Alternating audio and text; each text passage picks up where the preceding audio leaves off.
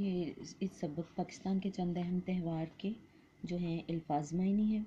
रहन सहन, तर्ज ज़िंदगी, तहजीब, रहने सहने के असूल, तश्कील करना, शक्ल देना, इनफरादी, अलग अलग, दस्तकारी, हाथ से बनाई चीज़ें, नुमाइश, दिखावा, इश्तराक, मिलना, शामिल होना, तहफ़्फ़ुज़, हिफाजत करना, अख़ुवत, भाईचारा, मुंसलिक, वास्ता होना। ये अल्फाज हैं, ये उनके मायने और ये जुमले बनाए हैं।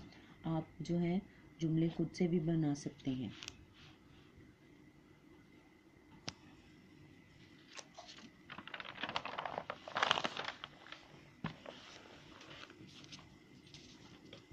ये सवाल जवाब है। पाकिस्तान की तहज़ीब व सकाफ़त कैसी है?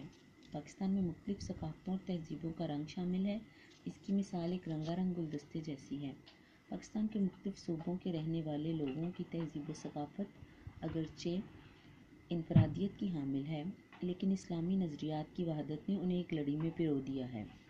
सवाल नंबर 2, लोक विरसा के मेले में कौन सी अशिया की नुमाइश होती है? लोक विरसा के मेले में हाथ से बनी हुई चीज़ें और घरेलू सनतें नुमाइश के लिए रखी जाती हैं। कोई से 4 मजहबी त्योहारों के नाम लिखें। ईद मिलादुल नबी, ईद उल फितर, शब बारात, क्रिसमस, दिवाली वगैरह। शीनवर का महल वक़ूअ बयान करें। शीनवर का महल वक़ूअ कुछ इस तरह है। शीनवर का खूबसूरत इलाका गलगित और चित्राल के दरमियान कराकरम, हिंदुकश और पामीर के पहाड़ी सिलसिलों के संगम पर वाक़या है। सवाल नंबर 5, समंदर की सतह से शीनवर की बुलंदी कितनी है? शीनवर समंदर की सतह से 3738 मीटर की बुलंदी पर वाक़या है। ये सबक का खुलासा मैंने आपके लिए लिखा है।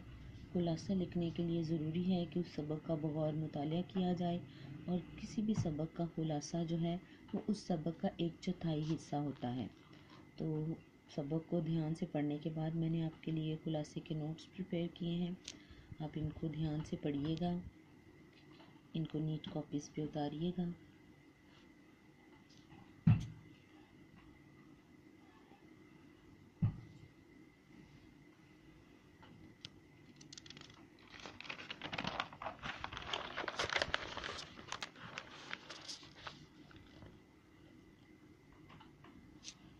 शुक्रिया।